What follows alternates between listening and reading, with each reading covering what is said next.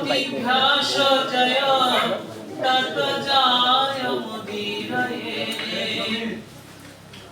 নমো অজ্ঞানমতিমিরান্ধস্য জ্ঞানাঞ্জনশলাকয়া চক্ষুরান্মিলিतं येन তস্मै শ্রী গুরবে নমঃ। নমো ধ্যানমূলং গুরুমূর্তি পূজামূলং গুরুপদা মন্ত্রমূলং গুরুবাক্য মোক্ষমূলং শ্রী গুরুকৃপা। হে কৃষ্ণ করুণা সিন্ধু দীনবন্ধু জগৎপথে গোপীশ গোপিকাকান্ত রাধাকান্ত নমস্তুতে। নমো তপ্ত কাঞ্চন গৌরাঙ্গী রাধে বৃন্দাবনেশ্বরী বৃষভানুসুতে দেবী প্রণমামি হরিপ্রিয়ে। নমো পঞ্চতত্ত্বয়াত্মকং কৃষ্ণ ভক্তস্বরূপতকং ভক্তয়বতার ভক্তখানং নমামি ভক্তিশক্তিকং। নমো নীলাচল নিবাসায় নিত্যায় পরমাত্মনে বলভদ্রায় সুভদ্রাভ্যাং শ্রী জগন্নাথায় তে নমঃ। নমো বৃন্দায় তুলসীদেবায় প্রিয়ায় কেশবস্য চ বিষ্ণুভক্তি প্রাণে দেবী সত্যবৈ তে নমো নমঃ। নমো বাঞ্ছাকল্পতরুভ্যশ্চ কৃপাসিন্ধুভ্যৈব চ পতিতানাং পাবনেভ্যো বৈষ্ণবেভ্যো নমো নমঃ। নমো গুরবে গুরুবচন্দ্রায় রাধিকাস্তদলে কৃষ্ণায় কৃষ্ণ ভক্তায় তদ্ভক্তায় নমো নমঃ। নমো শ্রীরূপ শ্রী সনাতন ভট্ট রঘুনাথ শ্রীজীব গোপাল ভট্ট দাস রঘুনাথ। এই ছয় ব্রজবাসী পরিচরণা বন্ধন যাহা হইতে বিঘ্ন নাশয় অভীষ্ট পূরণ। বৈষ্ণব গোসাই বৈষ্ণব গোসাই কলিজীবন উদ্ধারিতে আর কেহ নাই। বৈষ্ণব গোসাই আমার করুণার সিন্ধু ইহকাল পরকাল দোহকালের বন্ধু। ভজ শ্রী কৃষ্ণ চৈতন্য প্রভু নিত্যানন্দ শ্রী অদ্বৈত গদাধর শিবসাদি গৌর ভক্তবৃন্দ। হরে কৃষ্ণ কৃষ্ণ কৃষ্ণ হরে হরে হরে রাম রাম রাম হরে হরে। হরে কৃষ্ণ কৃষ্ণ কৃষ্ণ হরে হরে হরে রাম রাম রাম হরে হরে। হরে কৃষ্ণ কৃষ্ণ কৃষ্ণ হরে হরে হরে রাম রাম রাম হরে হরে। হরে রাম হরে রাম কেবলম কলৈ নাস্তিব নাস্তিব গতিরন্যথা। গ্রন্থেরা মঙ্গলাচরণ করি সমাপন সাধু ভক্ত বৃন্দে আমার করো অপরাধ মোচন।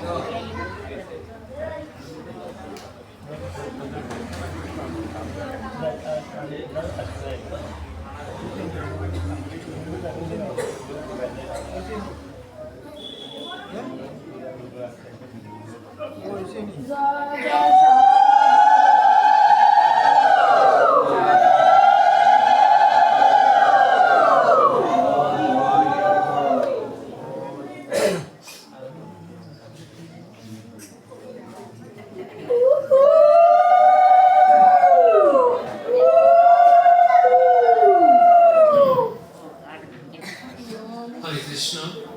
কৃষ্ণ কথা অমৃত পিপাসু ভক্তগণ, সুধীজন, সুধী কৃষ্ণ ভক্তগণ, মহান কার্তিক মাসের শ্রীমদ্ ভাগবতীয় দিবসের আজ সংক্রান্তি তিথি। কার্তিক মাসের সংক্রান্তি তিথিতে আমরা পৌঁছে গেছি। প্রতিটি দিন একদিন একদিন করে প্রতিটি দিন চলে যাচ্ছে। সময় স্রোত কারোর জন্য অপেক্ষা করে না। তো এই যাত্রায় যারা এই শ্রীমদ্ ভাগবতের সাথী হয়েছিলেন, প্রতিদিন কীর্তনাঙ্গনে এসেছেন, হরিকথা শ্রবণ করেছেন, তো সে সকল পুণ্যার্থী রয়েছে। আজ আমাদের শ্রীমদ্ ভাগবতের দশম স্কন্ধের যে বাকি যে অবশিষ্ট লীলা রয়েছে, লীলামৃত রয়েছে, সেগুলোর অমৃত কথা নিয়ে এবং একাদশ দ্বাদশ স্কন্ধের পারিচ্ছেদগুলোর কিছু সংক্ষিপ্ত বর্ণনা নিয়ে বিশ্রামে রাখা হবে।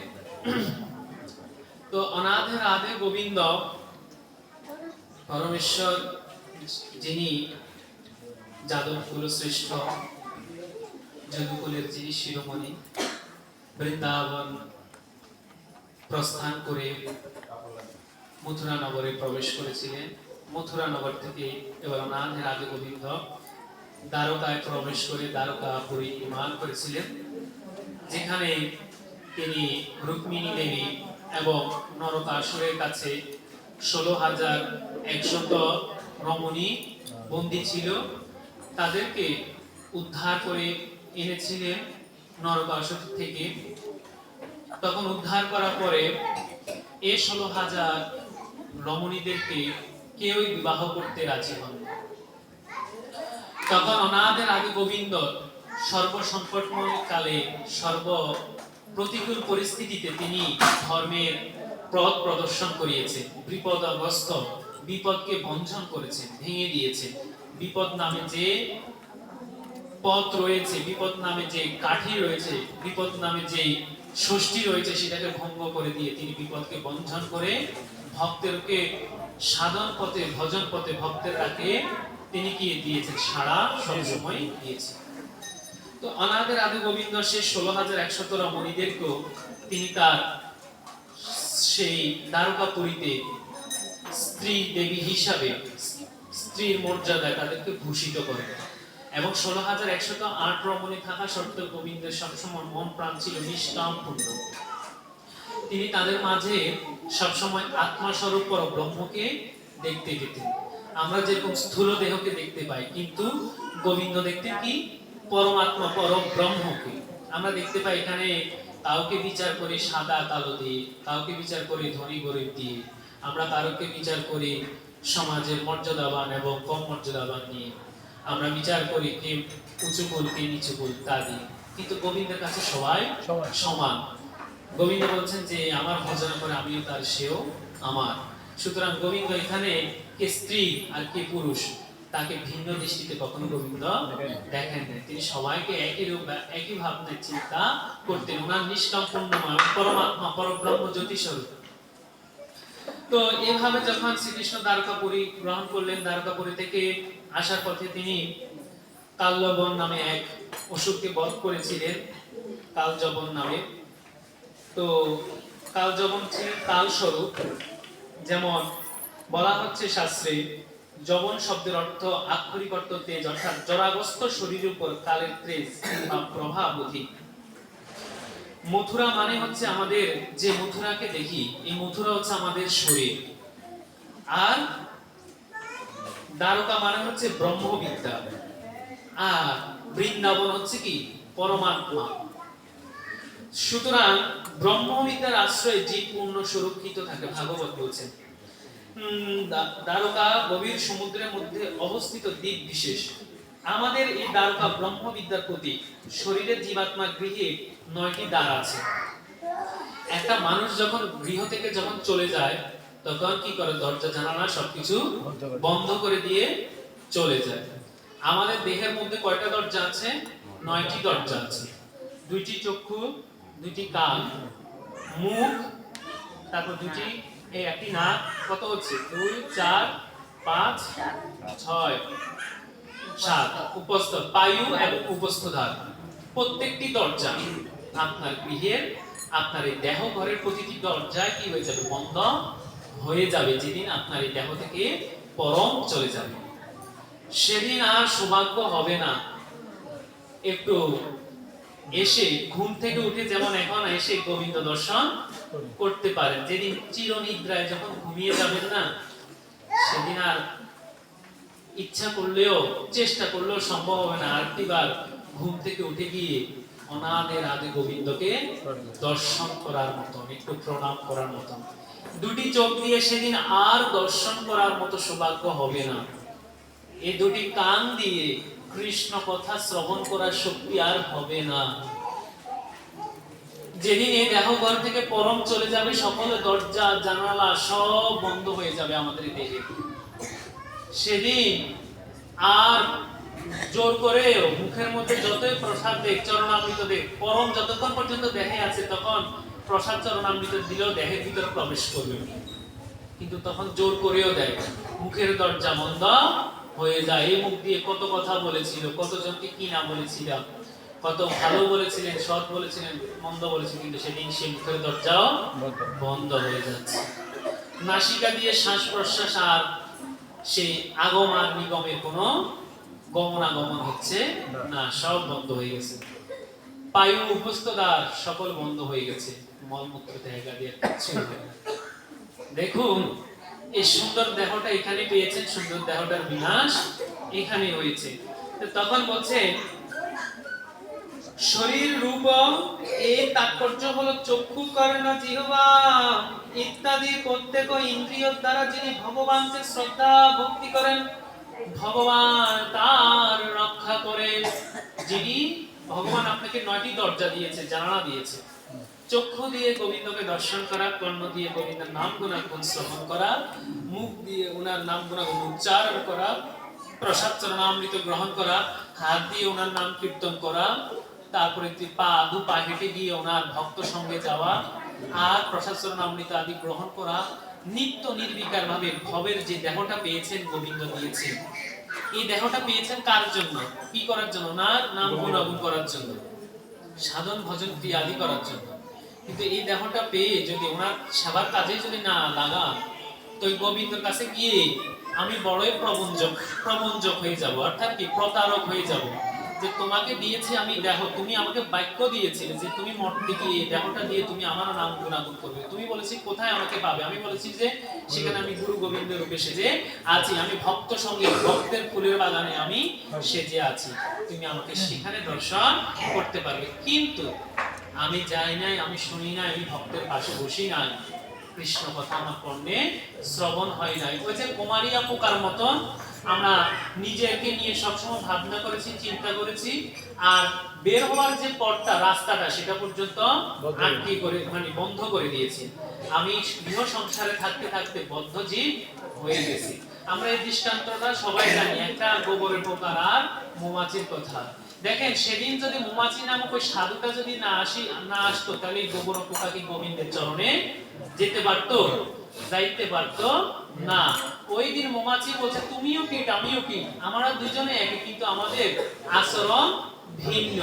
তুমি গোবর পোকা সেখানে গোবর কুটে কুটে কুটে কুটে যদি একটু রস পাও সেটা আহার করো, আর আমি মৌমাছি প্রতিদিন কি করতে পারে, প্রতিটা ফুলের মধ্যে হেঁটে হেঁটে গিয়ে মধু আস্বাদন করতে পারে।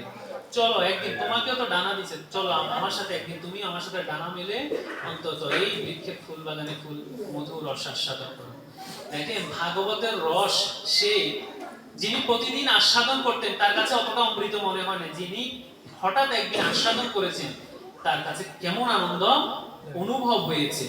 যে এই ফুলের মধু যখন আস্বাদন করেছিলেন গোবরে পোকা, সে ফুলের মধ্যে নিমজ্জিত হয়ে গেছে। আর এই ফুলের মধ্যে যখন নিমজ্জিত হয়ে গেছে, তখন এই ফুলটা কি করেছেন, প্রাতকালে মন্দিরে পূজারী পুষ্প কানন থেকে ফুলটা নিয়ে চন্দনের মধ্যে চর্চিত করে শুদ্ধ করে শ্রী গোবিন্দের পাদপদ্মে দিয়েছে। আর গোবরে পোকা তখন যখন এভাবে একটু নাড়াচাড়া খেয়েছে, যখন দেখতে পেল যে আমি কোথায় এসেছি, তখন নিজে ঘুরে ফিরে দেখতে পেলেন যে শ্রীবদনে অনাধে রাধে গোবিন্দের শ্রীপাদ পদ্মে বসে আছেন, যার মোহনময় মূর্তিতে এত সুন্দর অবয়ব, যে বৃন্দাবনে ব্রজবাসী মোহন মূর্তি বংশীধারী শ্রীমতী রাধিকার পার্শ্বস্থিত হয়ে এত সুন্দর রূপ দিয়ে যিনি আমাকে দর্শন করাচ্ছেন।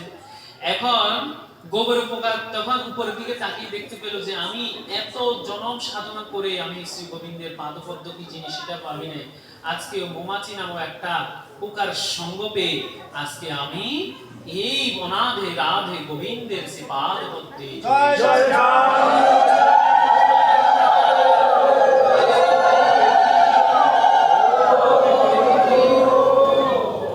তখন বলছেন, এই কারণে শ্রী চৈতন্য চরিতামৃত বলছে কৃষ্ণ ভক্তির জন্ম মূল হয় সাধু সঙ্গ হইতে। কৃষ্ণ ভক্তির জন্মই হচ্ছে সাধু সঙ্গ হতে। সৎ সঙ্গে স্বর্গবাস, অসৎ সঙ্গে সর্বনাশ, সঙ্গ দোষে লোহাও ভাসে। তদ্রুপ আপনি যেমন সঙ্গ করবেন, যার সাথে চলবেন, মানুষটা যেমন হবে, আপনার আচার আচরণ পরিবেশের দ্বারা আপনি প্রভাবিত হবে আপনার জীবনের মধ্যে।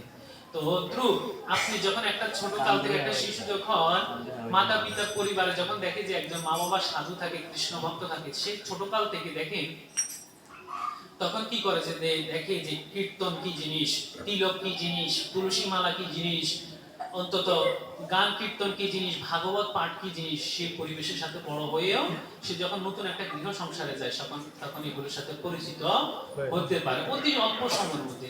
কিন্তু যে বাড়িতে কোনো বৈষ্ণবের পদধূলি পড়ে না, কোনোদিনও ভক্ত সঙ্গ হয় নাই, কখনো কোনো একটু কীর্তন দেয় নাই, বৈষ্ণব আসে না, একটু প্রসাদ চরণ আমি তো পাই নাই, সে কি করে জানবে বৈষ্ণব সেবার মহিমা? সে কিভাবে জানবে অন্তত ভক্তের সেবার মহিমা? সে কিভাবে চিনবে সাধুগুরু বৈষ্ণবকে? একদিন এক ভক্ত তাকে জিজ্ঞেস করা হলো যে তার জীবনে কোনো এমন কোনো পুণ্যের কোনো ফল আছে কিনা। তো পুণ্যের ফল খুঁজতে খুঁজতে খুঁজতে খুঁজতে তার কোনো কিছুই খুঁজে পাইতেছেন না। তখন যমরাজ চিত্রগুপ্তকে বলতেছে যে তুমি ওনার কি করো, পাপের যতগুলো পৃষ্ঠা আছে তার প্রত্যেকটা দেখতে পাও যে কোনো জায়গায় কোনো পুণ্য ফল আছে কিনা। চিত্রগুপ্ত দেখে, এই যে আমরা সিসি ক্যামেরা লাগিয়ে রাখি না, সিসি ক্যামেরা লাগিয়ে রাখি কিসের জন্য? চোরকে শনাক্ত করার জন্য, বা অপরাধী ব্যক্তি যদি কোনো অপরাধ দুষ্কর্ম করে চলাফেরাটাকে সেটা কি করে, নির্ণয় করে। তদ্রূপ আমাদেরও দেখবেন চিত্রগুপ্ত, আমরা যখন কারো জিনিস নিয়ে নিই, কারো জিনিস ইয়ে করে নিই, তখন এদিকে তাকাই, ওদিকে তাকাই, সেদিকে তাকাই, কিন্তু উপরে যে একটা সিসি ক্যামেরা অদৃশ্যমান লাগানো আছে সেটার দিকে আমরা তাকাই না। যে চিত্রগুপ্ত, যে চিত্রটা আমার গুপ্ত হয়ে আছে সেটাই হচ্ছে কি চিত্রগুপ্ত, সেটা হচ্ছে কি যমদূতের সহকারী, পাপের কাজের অর্থাৎ আমরা যে যমদূতের হিসাব সহকারী, আমার পাপ পুণ্য যা করি সেটার হিসাব তিনি নির্ণয় করে কাকে বলেন? যমরাজাকে বলেন। এবং পাপ পুণ্যের এই যে আমাদের পাপের হিসাবটা তিনি লিখে রাখেন, পাপ পুণ্য। তো তখন বলতেছে দেখো কোনো পাপ পুণ্যের কোনো এমন ফল আছে কিনা। তখন উঠাতে উঠাতে দেখলো যে শুনেন, ও তো একটা জীবন এমন কিছু করে না, তবে একদিন এমন একজন বৈষ্ণব তার গৃহদ্বারে উপনীত হয়েছে, বৈষ্ণব যাওয়ার মতো কোনো স্থান নেই, তো ও বৈষ্ণব কি জিনিস সেটা বুঝে নাই। একজন পথহারা পথিককে মনে করে বৃষ্টির দিনে তার গৃহে যখন আসছে, সে কি করছে, নিজে না ঘুমায়ও সে কি করছে, পথিকটাকে অন্তত সুন্দরভাবে তার বিছনা ছেড়ে দিয়েও সুন্দরভাবে ওই কি করছে, বৈষ্ণবটাকে সুন্দরভাবে শয়ন দিয়েছে। তার নিজের যা কিছু ছিল, বালিশ সজ্জার বসন যা ছিল সবকিছু দিয়ে সে বৈষ্ণবটাকে কি করেছেন, শয়ন দিয়েছে। পরের দিন সকালবেলা যাওয়ার সময় তাকে অন্তত কিছু আহার দিয়েছে। তার জীবনে যদি কিছু থাকে একটি মাত্র বার সে বৈষ্ণব সেবা করেছে। তখন যমরাজ বলছে যে শুনো, সে জীবনে যাই কিছু করো, অন্তত বিষ্ণু জানাতে বৈষ্ণবের যখন একবার সেবা করেছে, বলছে সেটা একবার ব্রজধামে যাওয়ার অধিকার আছে। জয় জয় সাই।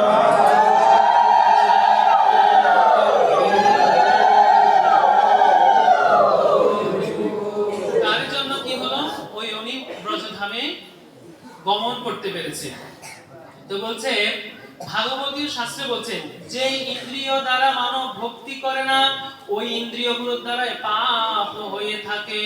যে আমাদের মানবের 10 ইন্দ্রিয়, 10 দেবতা আছে। এই 10 দেবতাকে যদি আপনি চেতনা না করেন, আপনি যদি এগুলো দিয়ে কর্ম না করেন, আপনি যদি না ভাবেন যে সত্যি আপনার দেহে ঘরের মধ্যে অনেক জন রয়েছে, তাদের কথা যদি নির্ণয় যদি না করেন, চিন্তা যদি না করেন, তাহলে কি হবে, এই ইন্দ্রিয়গুলো আপনার যে চেতনা শক্তি যা আছে এগুলো অবচেতন হয়ে যাবে, এগুলো অবশ হয়ে যাবে। তো বলছেন এগুলো দিয়ে, ইন্দ্রিয়গুলো দিয়ে, যেমন চক্ষু দিয়ে যদি দর্শন না করেন, মুখ দিয়ে যদি গোবিন্দ নাম শ্রবণ না করে, না কীর্তন করেন, কর্ণ দিয়ে শ্রবণ না করেন, পা হেঁটে যদি ধর্মস্থানে না যান, তো বলছে এগুলোর জন্য আপনাকে জবাবদিহি করতে হবে। এবং এই দেহের অঙ্গগুলো, প্রত্যঙ্গগুলোর জন্য আপনি যেসব ব্যবহার করেন নাই, সেটার জন্য পরজন্মে সেটার অঙ্গ পাবেন না। যেমন আপনি যদি পা থাকা সত্ত্বে যদি না হেঁটে যান, ভাগবত বলে সোমপশুত সংবাদ পারিচ্ছেদের মধ্যে, আপনি যদি দু পা হেঁটে যদি না যান, তাহলে পরজন্মে আপনি বৃক্ষকুলে জন্ম হবে। এই দুই চোখ দিয়ে যদি গোবিন্দকে দর্শন না করেন, গোবিন্দকে প্রণাম না করেন, সাধুগুরু বৈষ্ণবকে দর্শন না করেন, বলছে পরজন্মে অন্ধ হয়ে যাবে। কর্ণ দিয়ে যদি শ্রবণ না করেন, বলছে কর্ণ তোমার বধির হয়ে যাবে। মুখ থাকা সত্ত্বেও কখনো কৃষ্ণ নাম উচ্চারণ করে না, বলছে পরজন্মে তোমার কণ্ঠ শক্তি, বাক শক্তি হারিয়ে যাবে। সুতরাং দেখেন, পৃথিবীতে অনেক অনেক জীবের মধ্যে স্বাদ আছে, কিন্তু সাধ্য নাই। গোবিন্দ আপনার দেহটার মধ্যে এত সুন্দর করে সৃষ্টি করে দিয়েছে, সে আপনি নাম গুণাগুণ করার জন্য। ওই দিন এক জায়গায় এক ভক্তের বাড়িতে গেছি, ওনার সন্তান আরো কয়েক বছর, মানে কয়েক মাস আগে, ওনার সন্তান প্রতিবন্ধী, হুইল চেয়ারে বসে আছে। ভগবানের লীলা খেলা। তো যখন এরকম আপনার বাইরে যখন মানে সাধু সঙ্গ হচ্ছে, তখন তাকে উপস্থিত করাইছেন। উপস্থিত বসে থাকা সাধু ভক্তবৃন্দকে আমি লক্ষ্য করলাম যে গান কীর্তন হচ্ছে, কেউ তো হাতেও তালি জানে, একটু মুখে উচ্চারণও করে না, কিন্তু অন্যান্য প্রসঙ্গ নিয়ে কথাবার্তা বলে। কিন্তু ওই যে কীর্তনের ঝুমুর করতেছে, কীর্তনীয়ারা যখন কীর্তন, সাধুরা যখন কীর্তন গাইতেছে, পাশাপাশি অন্যান্য ভক্তরা কিন্তু চুপে বসে রয়েছে, হাতও নাড়ায় না, একটু ওই দুই বাহু তুলে একটু ধ্বনিও দেয় না, উলুধ্বনিও দেয় না, কিছু করে না। কিন্তু ওই যে ঝুমুর দিতেছে, কীর্তন গাইতেছে, ওই হুইলচেয়ার থেকে বসে সে দুটা বাহুকে পারতেছে না, দুই বাহু উপরে আর উঠানো সম্ভব হয় না, কিন্তু তারপরে সে দুইটা বাহুর উপরে উঠানোর জন্য পারবার চেষ্টা করতেছে, তার দেহটাকে না নাচাইতেছে, কারণ তার হৃদয়ের মধ্যে প্রেম আনন্দটা বিরাজ করছে। অথচ এই সাধুগুরু বৈষ্ণব আসনে বসে তার মধ্যে প্রেম আনন্দ বিরাজ করে নাই। তাহলে পরজন্মে গোবিন্দ বলবে যে তোমার ভিতরে স্বাদ ছিল, আনন্দ ছিল, আমি তোমাকে পরবর্তী জন্মে 10 ইন্দ্রিয় দেহ দিয়ে, সুন্দর দেহ দিয়ে আমি তোমাকে পৃথিবীতে পাঠাবো কৃষ্ণ ভজন করার জন্য। কারণ তুমি চেষ্টা করেছিলে কৃষ্ণ ভজন করার জন্য, আমি তোমাকে আবার ফিরে পাঠাবো যেন তুমি আমার নাম গুণাগুণ করতে পারো। তাই বলছেন কৃষ্ণ দ্বারকা শব্দের আধ্যাত্মিক অর্থ হলো ব্রহ্মবিদ্যা দারিদারিকম ব্রহ্মজস্বাং সাদারিকম। তাই ভগবান বলছেন, কিন্তু উত্তম হলো আমরা সবাই স্থূল বাহ্য দ্বারা দ্বারকা নামে তীর্থস্থান গিয়ে অবস্থান করলে সেখানে খুব ভিড় হয়ে যাবে, সেখানে অবস্থানকারী পরম ভক্তদের সাধনায় বিক্ষেপ সৃষ্টি হবে। কিন্তু উত্তম হলো ভগবান আমাদের যে শরীর রূপে গৃহ প্রদান করছেন, ইহাকে দ্বারকা তীর্থ বানাতে হবে। বলছেন আমরা যে বারবার বলি আমরা লীলাময় ভগবানের যে তীর্থস্থান, তীর্থ দর্শন করে আসি, এটা ভাগ্য ভালো, হ্যাঁ, কিন্তু বলছে আগে নিজের দেহের মধ্যে তীর্থের খবর নেই। নিজের কাছে থাকা যে বৈষ্ণব সঙ্গ, নববৃন্দাবন সাজসজ্জা হয়, সে ভক্ত সঙ্গ করেন কিনা, কীর্তন করেন কিনা, ভাগবত শ্রবণ করেন কিনা। কিন্তু আপনি যতবারে এমনি তীর্থ দর্শন করে আসেন, লাভ হবে না। কিন্তু আগে আপনাকে ভক্ত সঙ্গ করতে হবে, ভক্তের বৃন্দাবনে আপনাকে যাইতে হবে, তখন আপনার কাছে ওই বৃন্দাবনটা পরম প্রেম বৃন্দাবন মনে হবে। এটাই হচ্ছে পরম বৃন্দাবন, ভক্ত সঙ্গে। কারণ দেখেন এখানে কি আছেন, ভগবান যেরকম ভক্ত ছাড়া বাস করতে পারে না, যেমন এখানে নববৃন্দাবন এইভাবে তৈরি হয়। এখানে ভগবান গোবিন্দ কি করছেন, ভক্তদেরকে সাজায় রেখেছেন, আর সে ভক্তদের আহ্বানে ভগবান কি কি করেন, কৃপা রূপে অবতীর্ণ হন। কিন্তু আর আমরা যখন এইভাবে খালি যখন বসে থাকি তখন সেটা কিন্তু নববৃন্দাবন তৈরি হয় না। নববৃন্দাবনটা কখন তৈরি হয়, যখন ভক্তবৃন্দগণ সমবেত হয়, গোবিন্দের নাম গুণাগুণ আশ্রয় হয়, গোবিন্দের নাম গুণাগুণ কীর্তন হয়, তখন এই নববৃন্দাবন তৈরি হয়। আবার ভক্ত সঙ্গ যখন ভেঙে যায়, আনন্দের বাজার যখন ভেঙে যায়, তখন আবার যে স্থান সেই স্থানে পড়ে থাকে, সে তো বৃন্দাবন। নাম সংকীর্তন হইলে বৃন্দাবন হবে। তো এভাবে কাল্যযবনকে কি করেছেন, তখন এভাবে কাল্যযবনকে বলেছেন যে কাল্যযবন নামক একজন কি ছিল, অসুর ছিলেন। তিনি কি করেছেন, গোবিন্দকে বারবার হত্যা করার জন্য মানে প্রয়াস করছিলেন।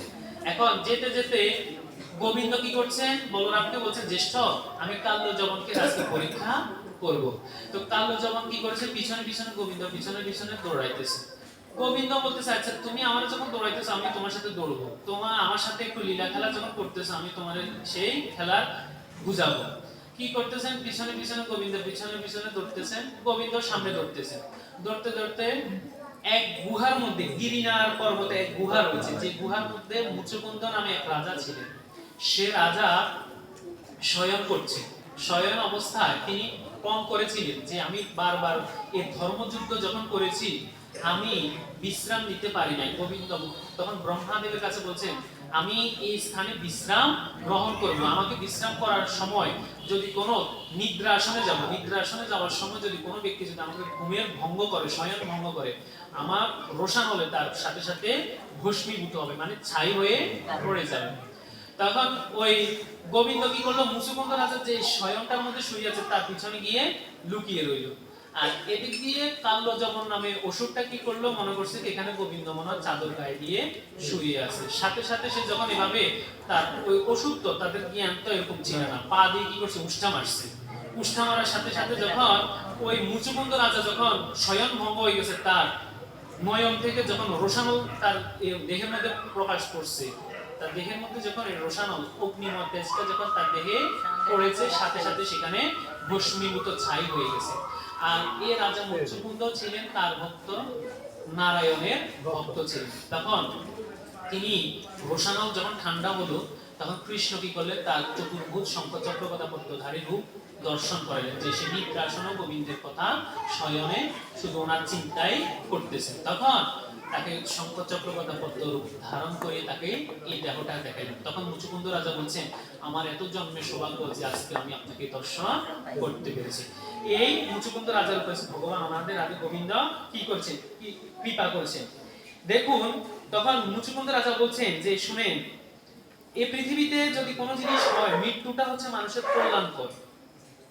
আমরা কিন্তু দুর্ভাগ্যের বিষয় হলো কল্যাণকর মৃত্যুর জন্য আমরা সময় কেউ তার প্রস্তুতি গ্রহণ করি না।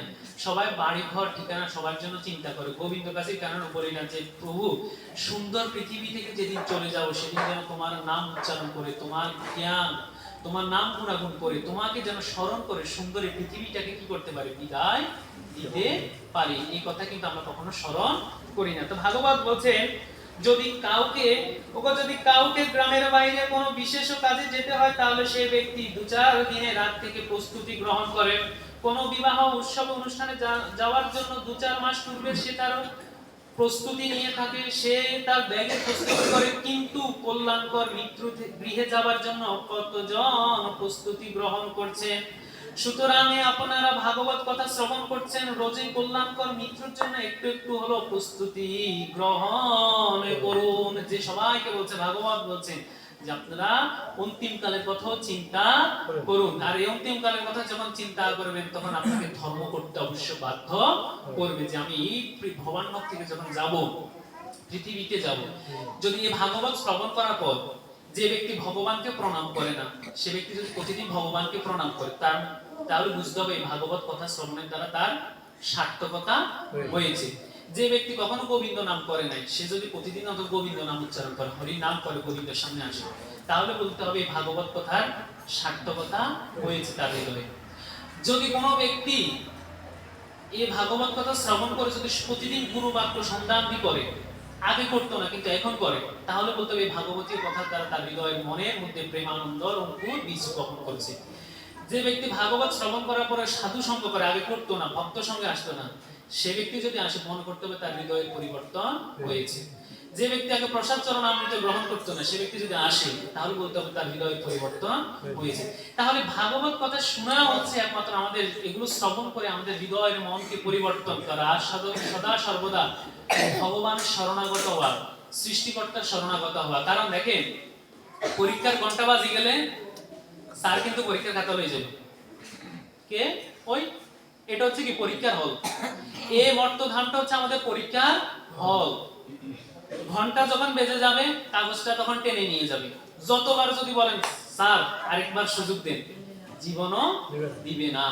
তদ্রূপ এই প্রাণ পাখিটা যেদিন গোবিন্দ পরম যখন নিয়ে যাবে, সেদিন গোবিন্দর কাছে গোবিন্দ আরেকটা বার সুযোগ দাও, আবার যাই, অন্তত ভুল করিয়ে লাইছি, আর ভুল করতাম না, অন্তত যাই আবার সাধু সঙ্গ করবো, ভক্ত সঙ্গ করবো। বলছে আর নো চান্স, আর কোন সুযোগ নাই।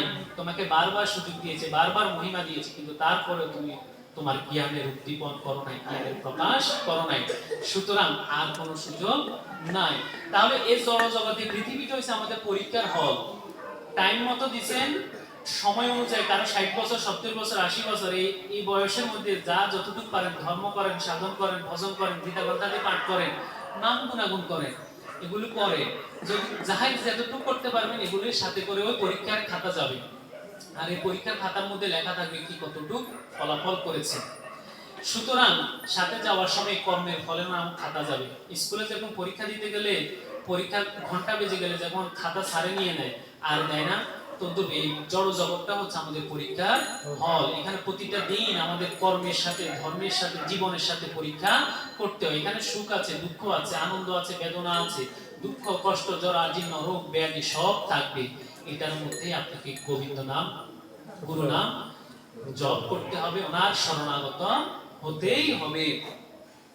তো এভাবে যখন মুচুকুন্দ রাজার উপর ভগবান শ্রীকৃষ্ণ কৃপা করেছিলেন, তাই বলেছেন এভাবে আমাদেরকে অন্তত উচিত যে একটু কৃষ্ণ কথা শ্রবণ করে আমাদের মনকে পরিবর্তন করা। এরপরে বলছেন যুধিষ্ঠির রাজসূয় যজ্ঞে সর্বপ্রথম অনাথের আদের গোবিন্দের প্রথম পূজা কে করেছিলেন জানেন? যুধিষ্ঠির মহারাজ সব পঞ্চ পাণ্ডবগণ গোবিন্দকে প্রথম কি করেছেন? চরণের মধ্যে জল দান করেছে। যে যুধিষ্ঠির মহারাজের ইন্দ্রপ্রস্থের রাজসূয় যজ্ঞের মধ্যে বলেছেন কি, যিনি রাজসূয় অর্থাৎ কে প্রথমে অন্তত রাজমুকুটটা পরাই দিবে, যাকে রাজমুকুট, যিনি রাজমুকুট পরাইবেন তাকে আগে সুন্দরভাবে কি করো, পাইদ্য অর্ঘ্য দিয়ে অর্থাৎ চরণে জল দান করো, তাকে চরণ পূজা করো, তাকে পুষ্পমাল্য দিয়ে বরণ করো। বরণ করার পরে যে রাজা হবে সে রাজাকে ইনি আজকের এই পরম অতিথি, প্রধান অতিথি কি করবে, ওই নব অভিষিক্ত মহারাজার মধ্যে কি করবে, মুকুটটা, চূড়ামণিটা পরাই দিবে। তো তখন সবাই চিন্তা করলো এখানে আজকে পরমেশ্বর আমাদের আদি গোবিন্দকেই সর্বশ্রেষ্ঠ, তিনি যাদব শ্রেষ্ঠ কুলতিলক, তাই আজ ওনাকে পাইদ্য অর্ঘ্য দিয়ে কি করছেন অর্জুন এবং নকুল সহদেব সহ শ্রী গোবিন্দের, শ্রী অর্জুন কি করছেন চরণে, কার চরণে, এই গোবিন্দের চরণে সুন্দরভাবে জল দিয়ে গোবিন্দের চরণকে ধোয়াইছেন। আর সুন্দরভাবে ভীম যুধিষ্ঠির সহ কি করছেন পুষ্পমালা দিয়ে বরণ করে নিছেন। এভাবে কি করছেন, প্রথম যুধিষ্ঠির রাজসূয় যজ্ঞে সর্বপ্রথম শ্রীকৃষ্ণের পূজা করছেন তিনি। এরপরে হচ্ছে কি শ্রীকৃষ্ণ উদ্ধবকে সংবাদ দিয়েছেন। উদ্ধব ছিলেন অনেক প্রাণপ্রিয় ভক্ত, উদ্ধব প্রাণসখা ছিলেন উদ্ধব শ্রী গোবিন্দের। তখন উদ্ধবকে বলছেন, উদ্ধব আমি তো আর বৃন্দাবনে যেতে পারছি না, কুরুক্ষেত্রে মহারণাঙ্গনে আমাকে থাকতে হবে, ধর্মের মার্গ প্রদর্শন করাতে হবে, কারণ এখানে বড়ই অধর্ম সৃষ্টি হচ্ছে, যেখানে একজন নারীর বস্ত্র হরণ হয়েছে, ঠিক আছে, নারীদেরকে পর্যাপ্ত সম্মান দিতে হবে। সীতার বনবাস থেকে ধর্মযুদ্ধ হয়েছে, দ্রৌপদীর এই বস্ত্রহরণ থেকেই ধর্মযুদ্ধ হয়েছে। দেখেন দ্রৌপদী একদিন কি করেছিল, কলিযুগে সর্বমেষামাং দানং অন্নদানং বিশেষতি, কলিযুগে যদি সর্বশ্রেষ্ঠ দান থাকে সেটা হচ্ছে অন্নদান আর বস্ত্রদান। গোবিন্দ যখন একদিন এরকম কি করছে, ইন্দ্রপ্রস্থে যখন এরকম ঘুড়ি টানতেছে, টানতে টানতে সুতার দাগে কি করলো, গোবিন্দের হস্তের একটা আঙ্গুল কেটে যায়। আর দ্রৌপদী নিজের শাড়ির কথা না চিন্তা করে নিজে পরিধেয় বেনারসি নতুন বস্ত্র, রাজবস্ত্র ছিঁড়ে সাথে সাথে গোবিন্দের রক্ত যাতে বন্ধ হয় তার জন্য কি করছে, আঙ্গুলের মধ্যে কাপড় বন্ধন করে দিয়েছেন। আর সেই কাপড়ের রিং কি করছেন গোবিন্দ, সেদিন কোথায় দিয়েছেন? ওই ধৃতরাষ্ট্রের বস্ত্র হরণ সবার মধ্যে, সেই কুরুক্ষেত্রে মহা সবার মধ্যে তিনি কি করছেন, অঠায় বস্ত্র দিচ্ছেন, অঢেল বস্ত্র দিচ্ছেন, যে বস্ত্রের কোনো শেষ হয় নাই। এছাড়াও দ্রৌপদী আরেকদিন একজন বৈষ্ণব কি করছেন, স্নান করতেছেন, কিন্তু তার কাছে একটা বস্ত্র ছিল না। তখন কি করছেন, দ্রৌপদী কি করছেন, তার কাপড়ের যে আঁচলটা ছিল, ওড়নাটা ছিল, সেটা কি করেছেন দিয়ে সেই স্থান থেকে চলে আসেন। তখন ওই বৈষ্ণবে বলছে, মা এমন একদিন আসবে তোর কোনো বস্ত্রের কোনো অভাব হবে না।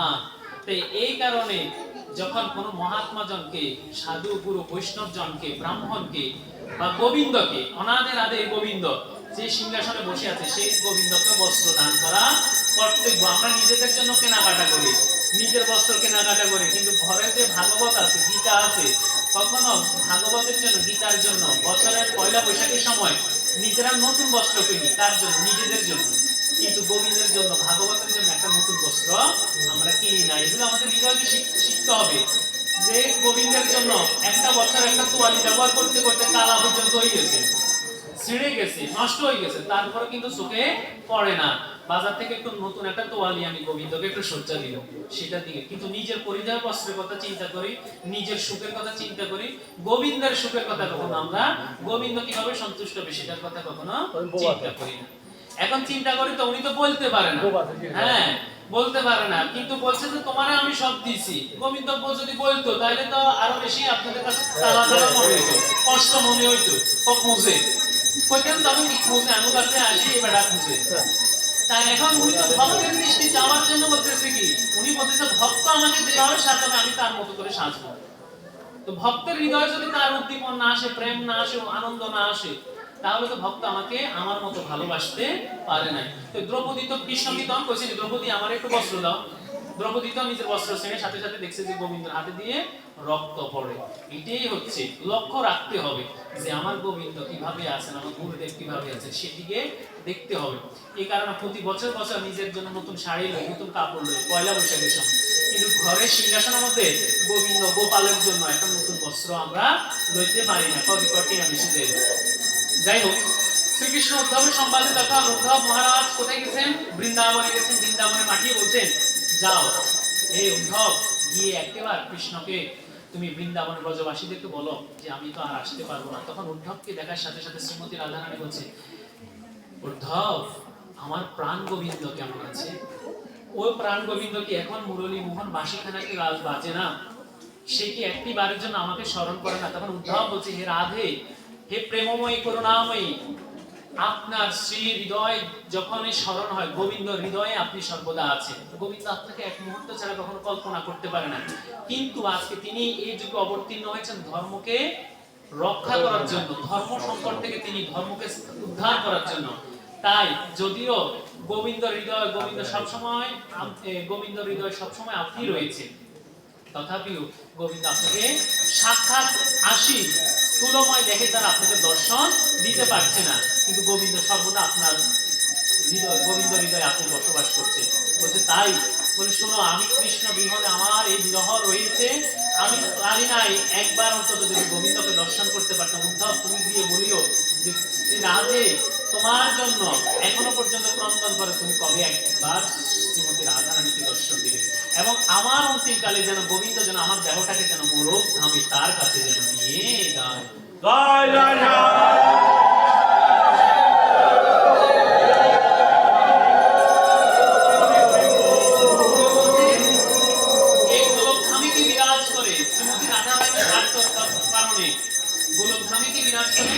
আমার প্রাণ গোবিন্দ শ্রীমতী রাধারানীকে গোলকধামে নিয়ে গেছে। এরপরে আসছে কি, শ্রীকৃষ্ণের অভিশাপ প্রাপ্তি, গান্ধারী কর্তৃক শ্রীকৃষ্ণের অভিশাপ প্রাপ্তি।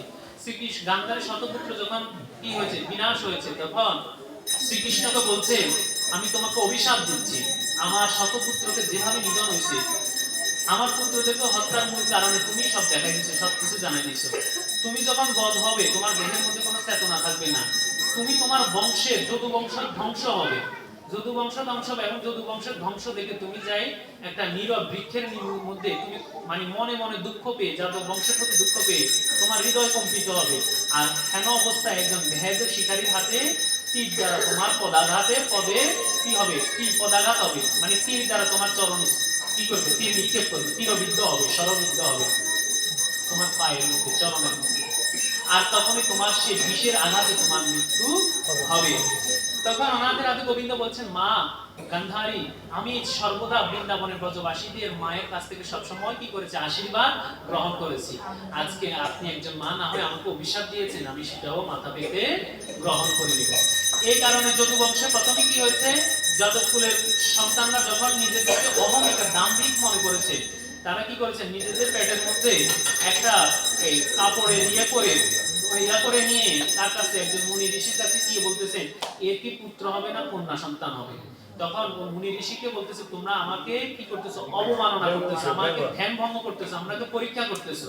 আমি অভিশাপ দিছি তার গর্ভে মুসুল নামে একটা পাথরের একটা লোহর জন্ম নিবে, তার অবশেষে লোহ প্রসব করবে। তখন এই সন্তান, পুরুষ সন্তানের লোহ প্রসব করে, এবং করার পরে কি হয়েছে, লোহ ঘষতে ঘষতে ঘষতে ঘষতে ঘষা আর যায় না, না যাইতে সেটা কি করছে, ফেলে দিছে।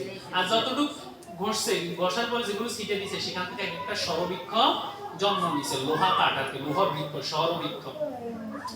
এই সরবৃক্ষ জন্ম নেওয়ার পরে আর যে একটু কণিকা পরিমাণ ছিল, সেটা যখন ফালাইছে আর একটা মৎস্য আহার করে ফেলছে। তো ওই মৎস্যটাকে শিকার করছে কি, ওই মৎস্য শিকারী, ওই যে ভেদ ছিল, সে ভেদে শিকার করছে। শিকার করে সেটাকে কি করছে, সে মৎস্যের ভিতরে কি পাইছে, ওই ইয়াটা পাইছে, আপনার মুসুলের কণিকা অংশটা পাইছে। এটা পাওয়ার পরে কি সেটাকে কি করছে, সে ঘষে এটার মধ্যে তীর বানাইছে। সে তীর দিয়ে গোবিন্দের চরণে আঘাত হয়েছে। আবার এই গোবিন্দর এখানে শুনেন, ওই যে প্রত্যেকটা যুগের সাথে একটা লীলা সম্পর্ক আছে। বালি সুগ্রীবে যখন হত্যা হয়েছে, বালির স্ত্রী অভিশাপ দিছে যে, শোনো, তুমি আমার স্বামীকে নীরবে, আমার স্বামীকে না লক্ষ্য করে মৌনভাবে সত্যবিধিবান দ্বারা আমার স্বামীকে, যখন যুদ্ধে আরেকজন যোদ্ধার সাথে যখন যুদ্ধ অবরত আছে, তুমি পিছন দিয়ে আসি আমার স্বামীদের তীর মারি দিছো। তার জন্য পরজন্মে তুমি যখন শয়নে থাকবে, ঘুমে থাকবে, তুমি বলতে পারবে না, তোমার চেতনা থাকবে না, ওই সময় একজন ভেদ আসে কি করবে, তোমার চরণের মধ্যে তীর নিক্ষেপ করবো, আর সেই তীরে দ্বারা তোমার মৃত্যু যন্ত্রণা প্রাপ্ত হবে। ওই সেই যুগের অভিশাপ এই যুগে এসে আসছে। তো যার কারণে ওই তীর দ্বারা, ভেদের তীর দ্বারা কি করছে, শিকারীর তীর দ্বারা পায়ের মধ্যে নিক্ষেপ হয়েছে। এভাবে আমাদের আগে গোবিন্দের শ্রীকৃষ্ণের লীলা অবসান হয়।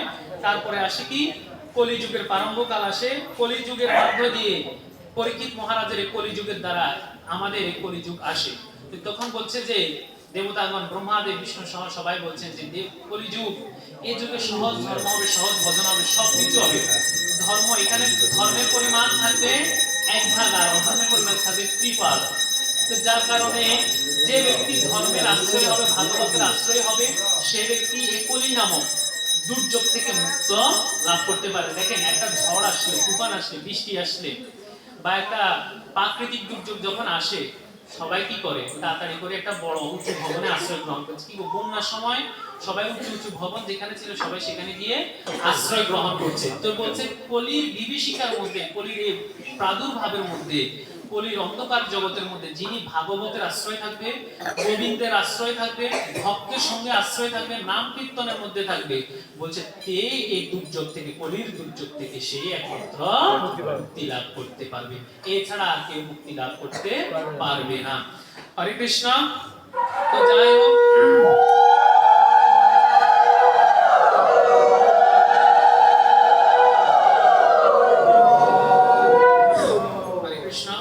মাসব্যাপী ভাগবতী কথা শ্রবণের দ্বারা সবার হৃদয় ও মন আনন্দময় হোক, প্রফুল্লিত হোক, সকল অন্ধকার দূরীভূত হোক, হৃদয়ের মধ্যে জ্ঞান প্রশিকা প্রজ্বলিত হোক। প্রত্যেকে গৃহে ফিরে গিয়ে আপন আপন শ্রী গুরুদেব আপনাদেরকে যে ভজন নির্দেশ দিয়েছে, সে ভজন পালন করবে। সাধন ভজনগুলো, অর্থাৎ ভজন মানে সেবা করা। গুরুদেব যে যে নির্দেশনা দিয়েছে, যে যে বিধি দিয়েছে, সেই বিধি পালন করবেন। স্বধর্ম অনুষ্ঠান পালন করবেন, মাতা পিতার সেবা করবেন, শ্রদ্ধা করবেন, প্রণাম করবেন। কথাগুলো মনোযোগ দিয়ে শুনবেন। নিজেও প্রতিদিন গীতা গ্রন্থাদি পাঠ করবেন, নিজের সন্তানকেও গীতা গ্রন্থাদি পাঠ করাতে চেষ্টা করবেন, গীতা জ্ঞানের আলোটা প্রকাশ করতে চেষ্টা করবে। প্রতিদিন সন্ধানাদি করবেন, ভাগবত আদি শ্রবণ করবেন, ভক্ত সঙ্গ যেখানে হবে সেখানে যাবে, হরির নাম গুণাগুণ আশ্রয় করবেন এবং যতটুকু সম্ভব ধর্ম আদর্শে জীবনযাপন পরিচালনা করবেন। অধর্ম থেকে আশ্রয় থেকে বিরত থাকবেন। আর ধর্ম না করতে পারলেও, ভালো কর্ম না করতে পারলেও কারো খারাপ কর্মটা করবেন না। আর অন্তত সর্বোপরি দিগুলিবাসী সকল সনাতন ভক্তবৃন্দের সর্বাঙ্গীন সহযোগিতা এবং মন্দির পরিচালনা কর্তৃপক্ষের মহতি উদ্যোগের এই মাসব্যাপী আয়োজিত মহান কার্তিক মাসে শ্রীমৎ ভাগবতী পাঠ অনুষ্ঠানে যে যাহা দান করেছেন, যে যাহা সেবা করেছেন, যেমন কোন ভক্ত রাধা গোবিন্দের জন্য দুটো ফুলের মালা গেঁথেছেন, কেউ দুটো ফল আনি গোবিন্দের সেবা দিয়েছেন, কোন ভক্ত কি করেছেন মন্দিরের পরিষ্কার পরিচ্ছন্নতা করেছেন, মন্দিরের পরিচর্যা সেবা করেছেন, কোন সাধু ভক্তদের মাঝে একটু জল বিতরণ করছেন, কেউ আসি একটু এখানে কীর্তন করছেন, নাম গুণাগুণ করে কীর্তন করছেন, কীর্তন সেবা করেছেন।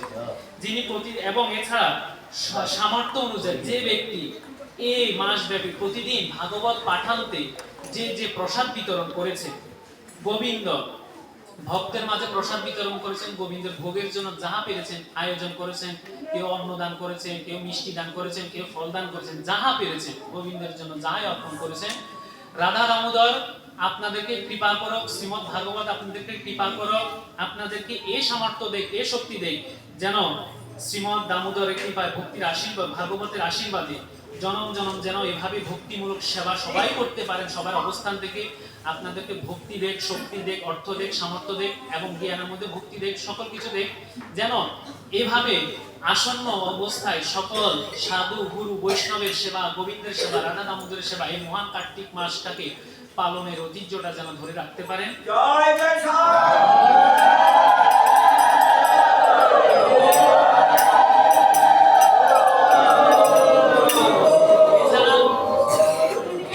এই মহান কার্তিক মাসে চলার পথে আপনারা আমার এই ধর্মযাত্রায়, কৃষ্ণ কথা, ভাগবতী কথায় বা চলার পথে আমার যদি কোনো কথাবার্তায়, আচার আচরণে, ব্যবহারে যদি কোনো ভুল ত্রুটি থেকে থাকতে পারে, হয়তোবা আপনাদেরকে যতটুকু পাওয়ার উপযুক্ত ছিল, হয়তোবা আপনাদের সে প্রাপ্ত অনুযায়ী আমি হয়তো দেওয়ার মতো দিতে পারি নাই। যদি দেওয়াতে ত্রুটি থাকে বা বলাতে শ্রবণে যদি কোনো ত্রুটি থাকে, ভক্তবৃন্দের শ্রী পাদপদ্মে নিবেদন করছি আপনারা ক্ষমা সুন্দর দৃষ্টিতে দেখবেন এবং ক্ষমা প্রার্থনা করবেন আমাকে, যেন অন্তত আপনাদের ভক্ত সঙ্গের মাঝে যেন থাকতে পারি, এবং অন্তত যেন এই ভাগবতী কথা, কৃষ্ণ কথা যেন সর্বদা গাইতে পারি, গান কীর্তন করতে পারি। সর্বোপরি সকল জীব জগতের মঙ্গল কামনা করে শ্রী দামোদরের, রাধা দামোদরের পাদপদ্মে নিবেদন করছি, সর্ব ভক্ত জীব জগৎ সবার সুখ শান্তি কামনা করে শ্রী গোবিন্দের পাদপদ্মে এই মিনতি রেখে আজকে এই মাসব্যাপী ভাগবতীয় পাঠ, মহান কার্তিক মাসের পাঠের বিশ্রাম এখানে রাখছি। তো এর পরবর্তীতে ভাগবতীয় উদযাপনী হবে, মাসব্যাপী ভাগবতের যে নিয়ম সেবা হয়েছে সেটার উদযাপনী আগামী 2 দিবসে হবে, উৎসব হবে। আপনারা সবাই সেখানে উপস্থিত হবেন এবং সেখানে সর্বাঙ্গীন সহযোগিতা করবেন, উপস্থিত আগত ভক্তদেরকে সহযোগিতা করবেন। সর্বজীবের সবার সুখ শান্তি মঙ্গল কামনা করে এবং সবার হৃদয়ের মধ্যে যেন ভাগবতের ভক্তি যেন থাকে এই প্রার্থনা করে সবাই একটু রাধা দামোদরের কাছে, গোবিন্দের কাছে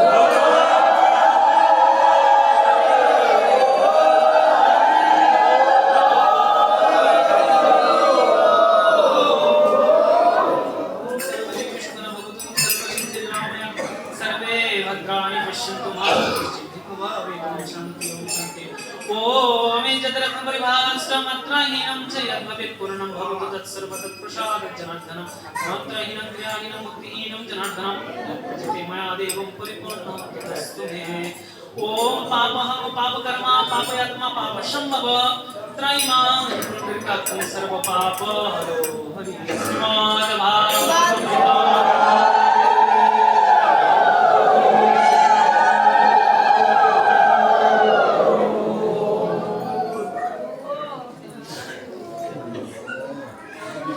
Yeah.